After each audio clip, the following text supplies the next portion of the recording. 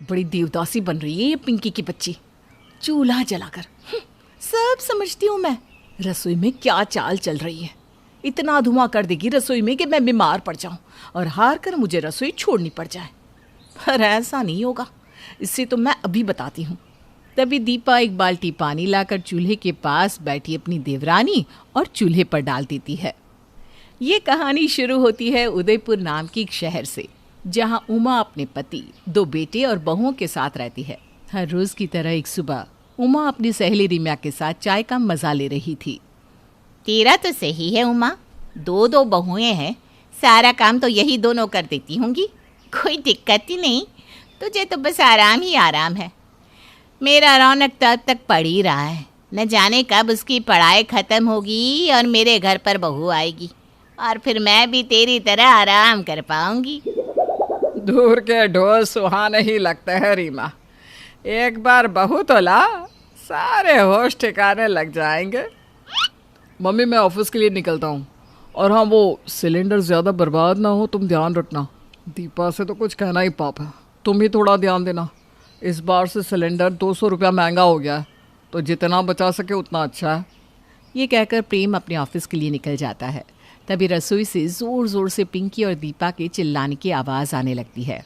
दिन भर तो तेरे यहाँ चाय ही उफनती रहती है और कहती है मैंने गैस खत्म किया। मेरा मुंह मत खुलवाइए भाभी, आए दिन आपके मायके से कोई ना कोई यहाँ आते रहता है। सिलेंडर नहीं लगता क्या उनका खाना बनाने में?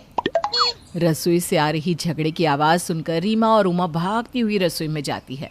उमा की दोनों बहुओं को इस तरह झगड़ता देख रीमा घबरा जाती है और उमा के चेहरे पर 1 सेकंड भी ना आता देखकर उससे पूछती है, अरे उमा जा रोगी नहीं, इनके सर पर तो खून सवार है, कहीं ये लड़ाई हाथापाई में ना बदल जाए।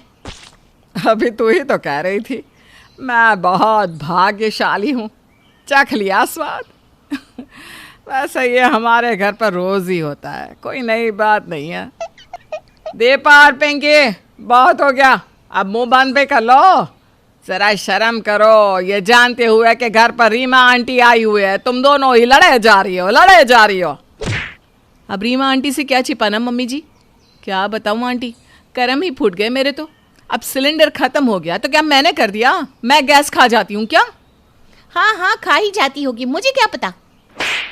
क्या? कैसे? अरे पिछले हफ्ते ही तो नया सिलेंडर लगवाया था बहू, ऊपर से सिलेंडर भी महंगा हो गया है।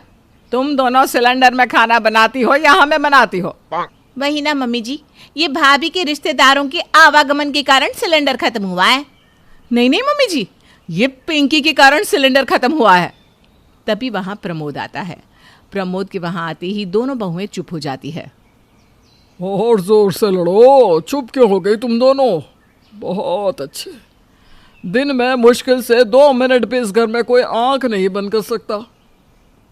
भंडार घर में एक एक्स्ट्रा सिलेंडर है, उसे निकाल लो। अब अगर वो सिलेंडर खत्म हुआ तो चूल्हे पर बनाना खाना। एक नया सिलेंडर रसोई के 2 बर्नर वाले स्टोव में लग जाता है। अब अगर चू की भी आवाज आई ना बहू, तो मुझसे बुरा कोई नहीं होगा।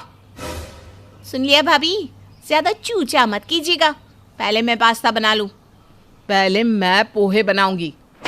अरे दोनों एक बर्नर पर काम कर लो। पर ऐसे कैसे पता चलेगा मम्मी जी कि गैस ज्यादा यूज कौन कर रहा है?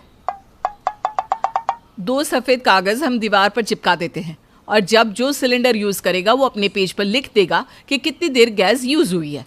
ऐसे महीने के अंत पे सब पता चल जाएगा कि किसने ज्यादा सिलेंडर खर्च किया। ये आइडिया तो ठीक लगता है। इतनी लड़ाई के बाद दोनों बहुएं नाश्ता बनाना ही भूल जाती है और अपने अपने मन का खाना बनाकर खा लेती है। अरे आज नाश्ता नहीं मिलेगा क्या? अपनी सास की आवाज़ सुनकर दोनों बहुएं वापस से रसोई की ओर भागती हैं। मैं पराठे बना देती हूँ, इतनी जल्दी बनाऊंगी नाश्ता कि मेरे पेज पर कम टाइम ही दिखेगा। हाँ आज तो उपमा ही बनेगा क्योंकि वो और जल्दी बनता है। जीतूंगी तो मैं ही। दोनों बहुएं अपनी अपनी जिद में एक बर्नर पर नाश्ता बनाकर ले आती है। हाय राम, ऐसे तो तुम दोनों सिलेंडर ही खत्म कर दोगी। एक टाइम पर कोई एक ही खाना बनेगा, समझे तुम दोनों? उपमा भी खा लेते, पराठे दोपहर में खा लेंगे, दोबारा कुछ मत बनाना बहू। इसी तरह से कुछ दिन गुजरते हैं। भाभी ने तो मुझसे काफ़ी कम टाइम ये सिलेंडर यूज़ किया है। एक काम करती हूँ, इनके पेज पर लिखी टाइमिंग बढ़ा देती हूँ, तब आएगा मज़ा। कुछ देर बाद दीपा रसोई में आती है और पेज पर अपने सिलेंडर यूज़ करने के टाइम को चेक करती है। ये टाइम कैसे बढ़ गया? अभी तो मैं देख कर गई थी। दीपा पिंकी की ओर देखती है और पिंकी नज़र छिपाने लगती है। आप मुझे क्यों देख रही हैं भाभी? रुक तू। दीपा गुस्से में पिंकी के सिलेंडर यूज़ करने की लिस्ट को ही फाड़ देती है और दोनों में फिर से शुरू हो जाती है घमासान लड़ाई। और उनकी आवाज़ सुनकर उमा रसोई में दौड़ी दौड़ी आई। अरे अब क्या हो गया तुम दोनों को? मम्मी जी, अब ये पिंकी चीटिंग करने लगेगी तो मैं तो बोलूँगी ही ना। पर मैं चीटिंग क्यों करूँगी माँ जी? मैं तो आज से चूल्हा जलाने वाली हूँ ताकि बचत हो। पिंकी बेचारी ये कहकर फंस जाती है और उसे चूल्हा जलाना ही पड़ता है। वो रसोई में चूल्हा जलाने लगती है जिसके कारण पूरे रसोई में धुआं धुआं हो जाता है। बड़ी देवदासी बन रही है ये पिंकी की बच्ची, चूल्हा जलाकर। सब समझती हूँ मैं इसकी चाल को। रसोई में इतना धुआं कर देगी कि मैं बीमार हो जाऊं और हार कर मुझे रसोई छोड़नी पड़ जाए। पर ऐसा नहीं होगा, इससे तो मैं अभी बताती हूँ। दीपा एक बाल्टी पानी भरकर लाती है और आधी बाल्टी पानी चूल्हे में डाल देती है और आधी पिंकी के मुंह पर दे मारती है और चूल्हा बुझ जाता है। बात इतनी बढ़ जाती है कि अब इस मसले को हल करने के लिए रात को सभी एक साथ बैठते हैं। ये सब क्या है दीपा? तुम तो घर की बड़ी बहू हो, अभी करण भी घर पर नहीं है। वो क्या सोचेगा कि उसकी गैर मौजूदगी में उसकी बीवी पर तुम अत्याचार कर रही हो? खैर, तुम दोनों नहीं सुधरने वाली। आज से रसोई में मैं और पिताजी रहेंगे। हम दोनों बाहर का काम भी कर लेंगे और खाना भी बना लेंगे। नहीं नहीं जेठ जी, मुझे माफ़ कीजिए। मैंने भी लिस्ट में छेड़खानी कर दी थी ताकि ये साबित हो कि सिलेंडर का खर्च भाभी के कारण होता है। और मैंने भी कुछ ज़्यादा ही रिएक्ट कर दिया। I am sorry Pinky. Sorry भाभी।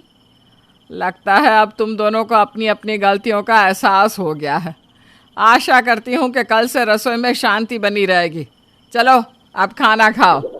खाना खाते खाते, भाभी सारा कलेश तो सिलेंडर का ही है, तो क्यों ना हम इंडक्शन ले आए?